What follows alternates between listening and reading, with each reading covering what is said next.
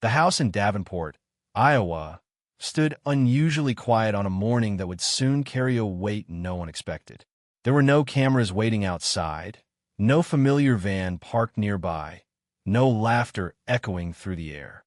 Yet within those walls lingered the presence of a man whose life had once been defined by movement, noise, and an endless search for forgotten stories.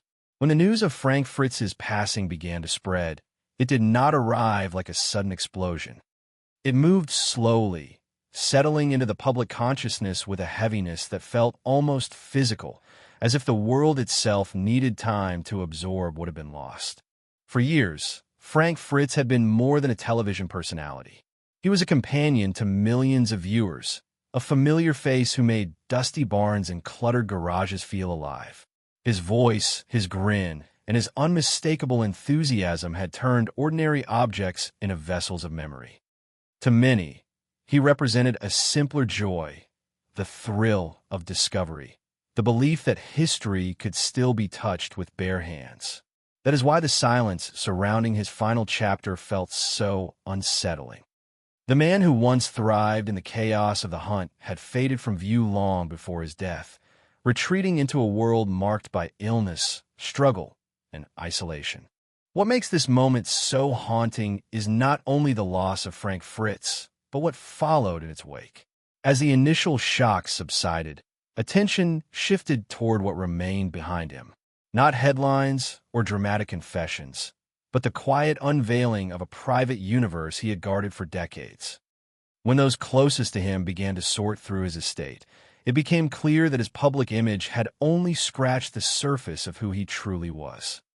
The discoveries were not shocking because of their monetary value alone, but because of what they revealed about a man who never stopped collecting, even when life seemed to be taking everything else away. There is something deeply human about that contradiction. On screen, Frank appeared fearless, endlessly curious, and almost immune to exhaustion. Off-screen, his reality was far more fragile. Years of health problems had slowly reshaped his daily life, limiting his independence and forcing him into a kind of stillness that stood in stark contrast to the freedom he once embodied. The laughter viewers remembered so well had been replaced by long periods of recovery, medical supervision, and an unavoidable dependence on others. Fame, which once amplified his joy, now seemed distant, almost irrelevant. As word spread about what had been found among his belongings, a strange mix of awe and sorrow began to surface. These were not random accumulations of wealth. They were pieces of a lifelong obsession, each item carefully chosen, preserved, and held on to with intention. Together, they painted a portrait far more intimate than any television episode ever could. They spoke of persistence, of comfort found in familiar passions, and of a man who clung to what he loved even as his body betrayed him. The emotional impact of these revelations lies in their timing. Had they been discovered earlier, they might have been celebrated as a triumph, a testament to success. Instead, they arrived as a reminder of absence. Frank Fritz was no longer there to explain why certain objects mattered, to recount where he found them, or to share the stories that once spilled so easily from his lips. The silence he left behind made those objects feel heavier, charged with meaning precisely because the storyteller was gone. For fans, this realization is unsettling. It forces a reevaluation of the image they thought they knew. Frank was never just a jovial picker on television. He was also a man who endured physical pain, public conflict, and private disappointment. His estate, now exposed to the world, acts like a final confession, not spoken in words, but in artifacts that reflect both his passion and his solitude. It suggests that while he may have stepped away from the spotlight, he never truly abandoned the life that defined him. There's a quiet tragedy in that truth. Frank Fritz dedicated himself to preserving fragments of the past. Yet in the end, he became a memory himself, leaving others to piece together his story from what he left behind. The shock does not come from scandal or excess, but from recognition. Recognition that a life so full of movement can end in stillness, and that the most revealing chapters often surface only after the final page has been turned. Long before the cameras arrived, and long before his name became familiar to millions, Frank Fritz's world was much smaller, quieter, and defined by an unusual curiosity that set him apart from other children. He grew up in the Midwest, surrounded by ordinary streets and modest homes. Yet his attention was rarely fixed on what was new or shiny.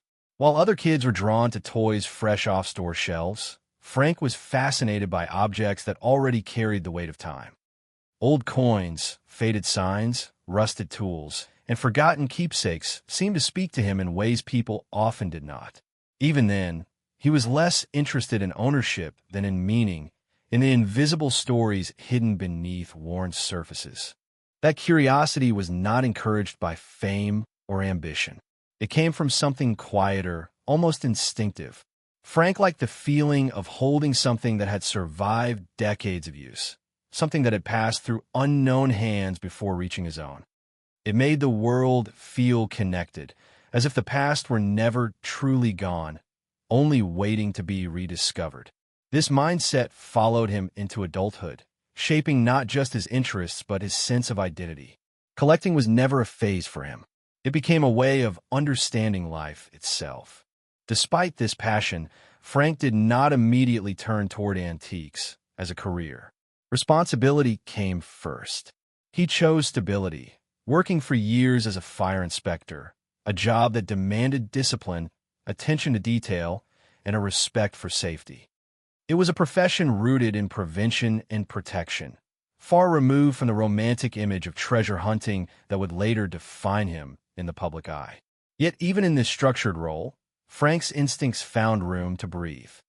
His work took him into old buildings, warehouses, and forgotten spaces where history lingered in silence. These environments felt familiar, almost comforting. They allowed him to remain close to the past, even while earning a living in the present. Outside of work, his passion intensified. Flea markets, garage sales, and dusty barns became regular stops in his routine. He learned to recognize value where others saw clutter.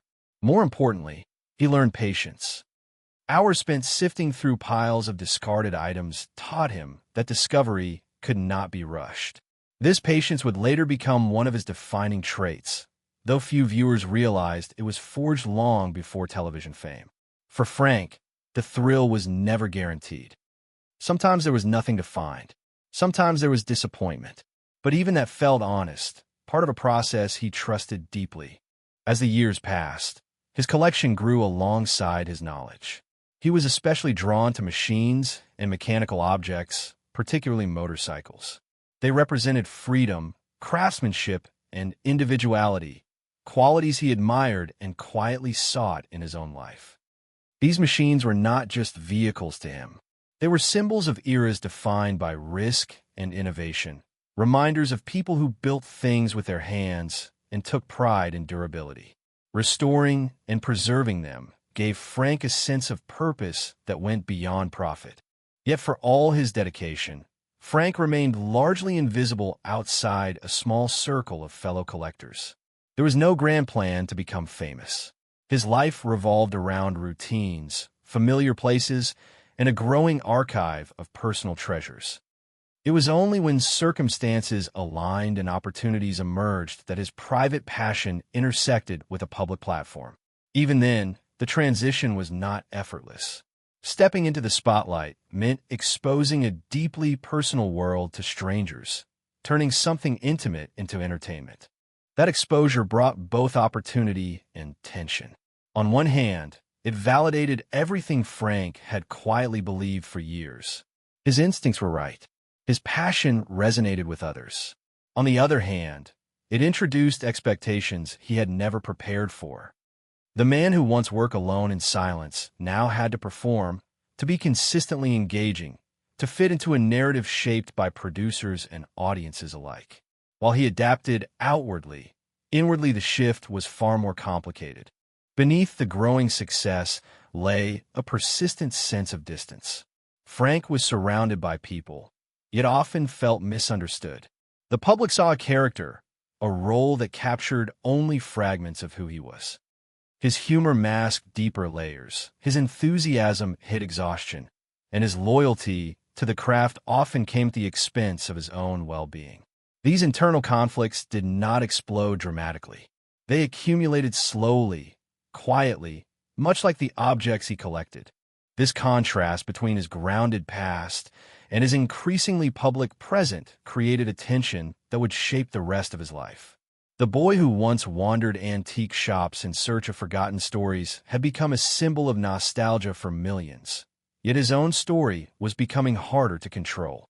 Success amplified everything, including pressure, isolation, and the fear of losing the very authenticity that had defined him. Understanding this background is essential to understanding the man Frank Fritz became. His later struggles did not emerge from nowhere. They were rooted in a life built on passion, restraint, and an unwavering connection to the past. The same qualities that made him beloved also made him vulnerable. And as his world expanded, the foundations laid in those early, quieter years would be tested in ways he could never have anticipated. The tension that had been quietly building for years finally surfaced in a way that neither Frank Fritz nor those closest to him could ignore. What had once been manageable discomforts and private struggles began to collide all at once, turning his daily life into a fragile balancing act. The first visible fracture came through his health. Chronic pain had followed him for a long time, but it was no longer something he could work around or laugh off. Severe back issues forced him into major surgery, a procedure so invasive that recovery alone became a battle. Long months passed in which movement was limited, energy was drained, and the familiar rhythm of travel and discovery was replaced by medical appointments and physical therapy. During this period, Frank stepped away from the public eye, believing the pause would be temporary. To him, it was simply another obstacle to overcome. Yet time has a way of reshaping intentions. Healing did not come as quickly as expected, and complications lingered. The absence that viewers noticed on television was not a calculated decision, but a reflection of how much his body was demanding from him. Each day required effort, and the future he once took for granted began to feel uncertain. At the same time, emotional strain intensified. Fame had magnified every weakness and misunderstanding in his life. The bond that audiences believed to be unbreakable, the partnership that had defined his professional identity, began to fracture under the weight of unspoken resentment and distance. Public statements suggested calm acceptance, but behind them lay bitterness and disappointment. Frank felt abandoned at a moment when he needed support the most. Silence from those he once trusted cut deeper than any physical pain, reinforcing a sense of isolation that had been quietly growing for years. As his health declined, so did his sense of control. Anxiety became harder to manage, and the pressure to appear strong only added to the burden. Medication offered temporary relief, but also carried risks, blurring the line between coping and dependence. A single night marked a turning point when poor judgment led to legal trouble that quickly made headlines. The incident was not defined by malice or recklessness alone, but by exhaustion, confusion, and a man struggling to navigate a life that no longer resembled the one he had built. The consequences were immediate and humiliating, leaving another mark on an already fragile reputation. While the public dissected his mistakes, Frank faced losses that felt far more personal. A relationship he believed would bring stability and comfort instead collapsed into accusations and legal disputes. Trust eroded, and private pain spilled into public view. The home he had envisioned as a refuge became a reminder of disappointment. Every promise attached to that future dissolved, leaving behind anger, regret, and a sense of betrayal that lingered long after the relationship ended. For someone who valued loyalty and authenticity above all else, this rupture was devastating. Alcohol, once a social habit, began to take on a darker role. It became a way to quiet thoughts that refused to rest, to dull the emotional noise that followed him everywhere. Frank was not blind to the danger. He had seen firsthand how addiction could destroy lives, how it could quietly hollow out a person from the inside. The realization that he was repeating patterns he despised forced him into a painful moment of clarity. Seeking help was not an act of weakness, but an acknowledgement that he could not fight everything alone. Rehabilitation offered structure, reflection, and a chance to confront truths he had avoided. It stripped away distractions and left him face to face with himself. There were moments of progress, glimpses of hope that suggested a return to balance might still be possible. Yet recovery is rarely linear. Old injuries did not disappear, and emotional wounds reopened easily. Each step forward seemed to uncover another challenge waiting just beneath the surface. Then came the event that would permanently alter the course of his life.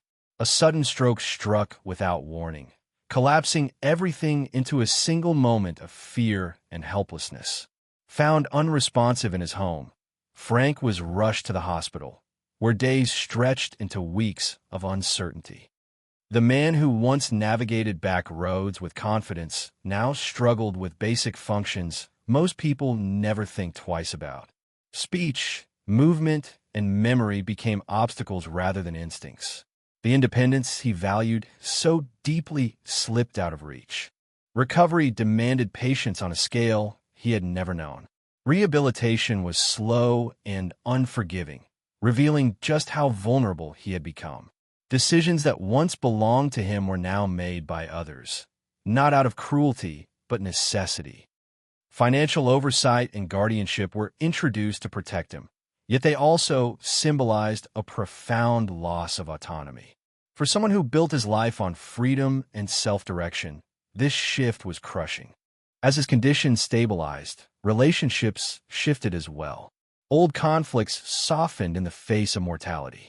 Conversations that once felt impossible finally took place, stripped of ego and resentment.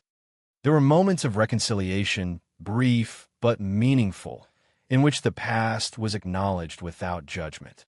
These exchanges did not erase years of pain, but they offered something quieter and perhaps more valuable, a sense of closure that had long seemed unreachable. Despite these moments, Frank's body continued to weaken.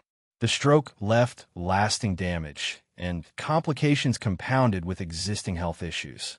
Medical care became a constant presence, its costs and demands highlighting how quickly a life can change. The energy that once fueled his passion was now spent simply enduring each day.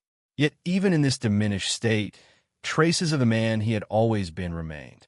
He responded to familiar voices, reacted to stories from the past, and found comfort in reminders of the world he once explored so freely. As time passed, hope gradually gave way to acceptance. Those around him understood that recovery had limits, and that his strength was being tested beyond what any person should endure. When the end finally approached, it did so quietly. There was no spectacle, no public farewell. Just a room filled with presence, with hands held and words spoken softly, carrying forgiveness and gratitude rather than anger. Frank Fritz's final chapter was not defined by the excitement that made him famous, but by resilience in the face of relentless adversity. It was a period marked by loss, reflection, and moments of hard-earned peace. The tragedy was not that his life ended, but that so much of his struggle unfolded out of sight, misunderstood by those who only remembered the version of him frozen in time on their screens. The consequences of everything Frank Fritz had endured did not end with his withdrawal from public life or the medical crises that reshaped his body. They spread outward, quietly altering the lives of those around him and redefining how he was remembered while he was still alive. The man who once moved through the world with confidence now existed within carefully managed boundaries, and that shift carried a weight that went far beyond physical limitation. It changed how people spoke to him, how decisions were made, and how his absence was felt in places he once dominated with energy and presence. Psychologically, the impact was profound. Frank had built his identity on independence, on the ability to go where he wanted, when he wanted, driven by instinct rather than permission. Losing that freedom was not just frustrating, it was disorienting. Each day became a reminder of what had been taken from him, not by a single event, but by a slow accumulation of setbacks. The stroke did not simply weaken his body, it challenged his sense of self. The silence that followed conversations, the pauses where words once flowed easily, became sources of quiet humiliation he rarely expressed aloud. Those closest to him felt the change as well. Friends who had once shared long road trips and late-night conversations now visited in short, carefully timed moments. There was an unspoken fear of saying the wrong thing, of reminding him too sharply of what he had lost. The dynamic shifted from companionship to caretaking, a transition that was emotionally difficult for everyone involved. Love and concern were present, but so was grief, because they were mourning a version of Frank that still lived in their memories, even as the man himself sat quietly before them. The professional world moved on without him, as it always does. New episodes aired, new stories were told, and audiences adjusted to his absence. Yet his shadow lingered. Viewers noticed the difference, the missing warmth, the absence of a familiar rhythm that had once grounded the experience. For Frank, watching this from a distance was painful. He was no longer shaping the narrative, no longer part of the conversations that had once defined his days. Being remembered without being present created a strange form of invisibility, where he was both honored and forgotten at the same time. Socially, his situation exposed the fragile nature of fame. Support poured in at first, messages filled with encouragement and nostalgia. Over time, those messages slowed. Attention shifted elsewhere, leaving behind a quieter reality where only a small circle remained consistently present. This was not cruelty, but human nature, and Frank understood that. Still, understanding did not erase the loneliness that followed. The contrast between the roar of public admiration and the hush of his daily life was stark and unforgiving. Financial and legal consequences added another layer of complexity. The structures put in place to protect him were necessary, yet they came with an emotional cost. Having others manage his affairs reinforced the reality that his life was no longer his alone to direct. Every approval, every limitation served as a reminder of vulnerability. For a man who valued trust and autonomy, this dependence was one of the hardest adjustments to accept. The emotional toll extended to his family as well. They watched someone they loved endure loss after loss, powerless to reverse the damage. Their role was to provide stability, to make difficult decisions with compassion, and to shield him from further harm when possible. It was a responsibility that carried its own weight, forcing them to balance hope with realism, encouragement with honesty. The burden of that responsibility did not disappear at the end of each day. It followed them home, settling into their thoughts and shaping their own sense of grief. Public perception of Frank also evolved during this time. Stories circulated, interpretations varied, and not all of them were kind. Some reduced his life to mistakes or conflicts, overlooking the decades of passion and dedication that defined him. Others romanticized his struggle, turning pain into narrative without fully understanding its cost. Frank himself had little interest in correcting these versions. He had reached a point where peace mattered more than reputation, where survival outweighed explanation. The long-term consequence of his struggles was not just loss, but transformation. Frank Fritz became a symbol of something quieter and more sobering than entertainment. His story began to reflect the hidden price of relentless passion, the reality that even the most vibrant lives can be reshaped by forces beyond control. It reminded those who followed him that resilience does not always look heroic, and that endurance can exist without triumph. In the end, the impact of Frank's final years was felt less in dramatic moments and more in subtle shifts. In the way people spoke his name more softly. In the way memories carried both warmth and sadness. In the understanding that what he lost was not only health or fame, but time, opportunity, and the simple freedom to live on his own terms. These consequences did not define his entire life, but they forever altered its final shape, leaving behind a legacy marked as much by vulnerability as by passion. There were stories about Frank Fritz that never made it onto television, moments that unfolded far from the noise of cameras and the expectations of an audience. These are the quieter chapters of his life, known only to a handful of people who saw him when he was no longer performing a role, when the humor softened and the energy dimmed. In those private spaces, Frank was more reflective, more vulnerable, and often more burdened than anyone realized. In the months following his withdrawal from public life, his days followed a slower rhythm. Mornings often began in silence, broken only by routine movements and the careful planning required by his condition. He spent long stretches simply sitting, surrounded by familiar objects that brought him comfort. Friends noticed that he often reached for items from his past, not to sell or restore, but to hold. A worn piece of metal, a small mechanical part, something insignificant to others, could keep his attention for minutes at a time. It was as if touching these objects grounded him, reminding him of a version of himself that still felt intact. Those close to him later recalled how Frank spoke about regret, not in dramatic confessions, but in quiet observations. He wondered aloud whether he had pushed himself too hard, whether the relentless pace he once embraced had come at a greater cost than he understood. He did not dwell on fame or money. What lingered were missed chances to slow down, conversations postponed, moments of peace sacrificed for momentum. These reflections were not self-pitying. They were thoughtful, tinged with acceptance, as though he was finally allowing himself to acknowledge limits he had ignored for decades. Despite physical limitations, his passion never fully faded. On days when his strength allowed, he asked to be taken to spaces where parts of his collection were stored. He did not always have the energy to move through them, but simply being near those pieces seemed to lift his mood. He would gesture towards certain items, his eyes lighting up briefly as memories surfaced. People listening learned that each object represented not just a successful find, but a moment in time, a place, a conversation, a risk taken. In those moments, Frank was not defined by illness. He was a storyteller again, even if the stories came slowly.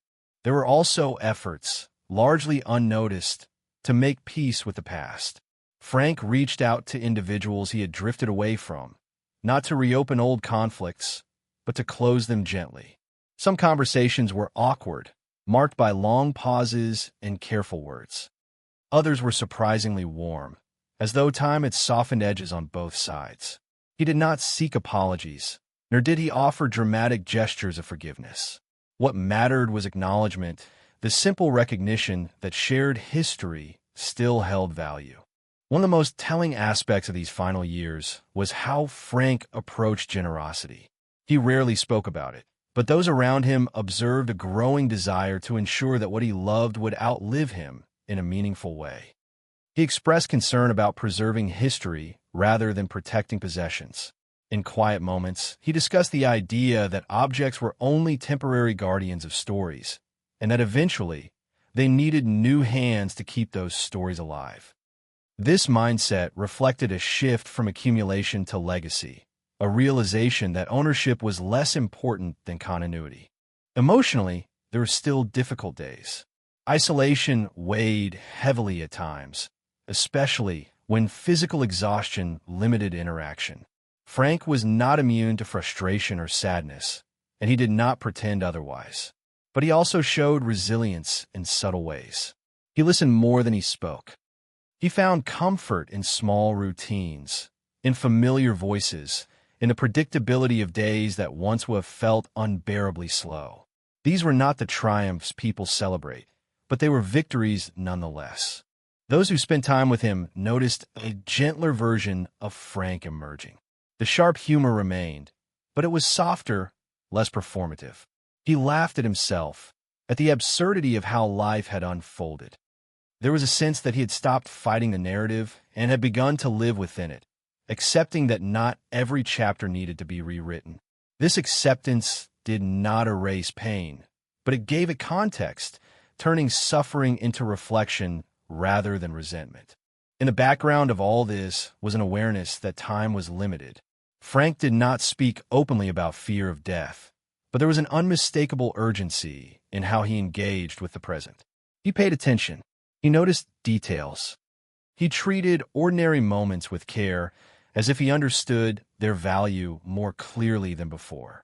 In this way, his final years revealed something deeply human, a man stripped of illusion, confronting life as it was rather than as he wished it to be. These untold stories do not change the public image of Frank Fritz so much as they deepen it. They show a man who, beneath the fame and controversy, was quietly working through his own reckoning. His legacy was not shaped only by what he achieved, but by how he faced loss, limitation, and the gradual letting go of control. In these silent moments, far from the spotlight, Frank found a different kind of meaning, one that did not depend on applause or recognition, but on honesty, memory, and the simple act of enduring. As Frank Fritz's life drew closer to its final horizon, what remained was not a tally of successes or failures, but a deeper question about what it means to leave something behind. His journey, viewed from a distance, appears marked by contrast. Public recognition stood beside private suffering, passion beside exhaustion, freedom beside dependence. Yet within those opposites lay the essence of his legacy, one that cannot be reduced to a television career or a collection of objects, no matter how rare or valuable they may have been. Frank's greatest contribution was never simply finding things. It was the way he treated what he found. He approached the past with reverence, believing that every object carried the imprint of human hands and human lives. In a world increasingly obsessed with speed and replacement, he reminded people to slow down and look closer. He made history feel tangible, accessible, and alive. That sensibility resonated with millions, not because it was flashy, but because it touched something fundamental, the desire to feel connected to what came before. At the same time, his story reveals the cost of living entirely through one's passion. Frank poured himself into what he loved with little restraint. The same intensity that fueled his curiosity also left him vulnerable. He pushed through pain, ignored warning signs, and often placed work ahead of rest. In hindsight, it becomes clear that his body paid the price long before the consequences were visible. This is not a moral judgment, but a quiet observation. Passion can give life meaning, but without balance, it can also quietly take things away. There is something profoundly human in that realization. Frank Fritz was not a symbol of perfection. He was flawed, impulsive at times, and occasionally overwhelmed by circumstances he could not control. Yet it is precisely these imperfections that make his story enduring. He did not curate a life designed to inspire. He lived one that unfolded honestly, with missteps, regrets, and moments of clarity arriving too late to change everything. In doing so, he reflected the reality many people recognize in themselves. His later years, stripped of momentum and public validation, offered a different kind of lesson. When movement was taken from him, when his independence faded, what remained was character. He faced loss without bitterness, confusion without denial, and limitation without surrendering his sense of self. Even as his world narrowed, his values became clearer. He cared less about being seen and more about being understood, less about ownership and more about preservation. That shift speaks volumes about how he processed the arc of his life. Frank's legacy also lives in the emotional imprint he left on others. For viewers, he represented authenticity in a space often dominated by performance. For fellow collectors, he was proof that instinct and patience still mattered. For those who knew him personally, he was a reminder that strength can coexist with vulnerability. These impressions are not erased by controversy or illness. They are, in many ways, strengthened by them, because they reveal how much of his spirit remained intact even when circumstances were unkind. There's a quiet dignity in the way his story concludes, not with triumph or redemption in the traditional sense, but with reflection. Frank Fritz leaves behind a narrative that invites contemplation rather than applause. It asks viewers to consider what truly endures when careers fade and bodies fail. Is it recognition, or is it the way a person made others feel? Is it success, or is it the care taken with what one loves? In remembering Frank, it becomes clear that his life was not defined solely by what he collected, but by how deeply he believed in the value of memory. He understood that objects matter because people matter, because lives leave traces worth honoring. That belief shaped everything he did, even when the world around him grew complicated and painful. It is a belief that continues to resonate long after his voice has fallen silent. Ultimately, Frank Fritz's story stands as a meditation on legacy itself. It suggests that meaning is rarely found in perfect outcomes, but in commitment, in persistence, and in the courage to remain true to oneself even when circumstances change dramatically. His life reminds us that legacy is not something declared at the end. It is something formed quietly, day by day, through passion, struggle, and the willingness to face reality as it is. When the story of Frank Fritz finally settles into silence, what remains is not a single image, but a lingering emotional echo that refuses to fade. His life, once lived in constant motion, now exists only in memory, carried forward by those who watched, knew, or felt connected to him in ways that are difficult to explain.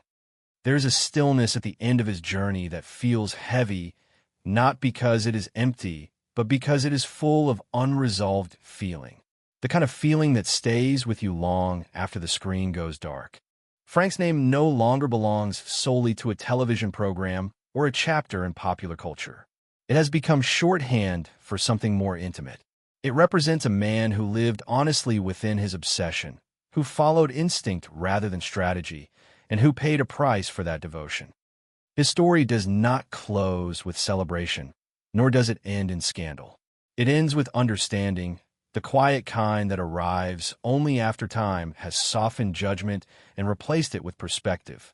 Looking back, it becomes clear that Frank was never chasing fame. Fame found him while he was chasing meaning. That distinction matters because it explains both the magic he brought to the screen and the discomfort he felt once that magic became expectation.